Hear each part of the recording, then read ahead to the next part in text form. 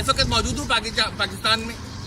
वक्त मौजूद हूँ पाकिस्तान में लगने वाले पाकिस्तान के पहले निजी शोबे के ब्लास्ट फर्नेस पे ये पाकिस्तान और चीनी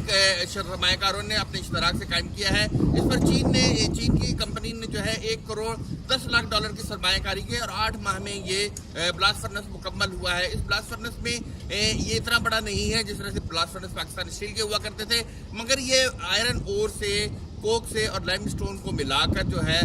फौलाद की तैयारी कर रहा है, जिसमें पिग आयरन और कास्टिंग शामिल है और इसको जो है मकामी मार्केट में फरोख्त कर रहा है। इनका ये कहना है कि ये जो ब्लास्ट फर्नेस है ये मकामी तौर पर जो है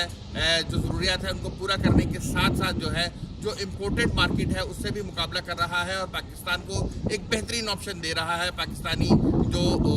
मुख्तलिफ फाउंड्रीज लगी हुई हैं पाकिस्तान में उनको सस्ता और मियारी जो है पिग आयरन और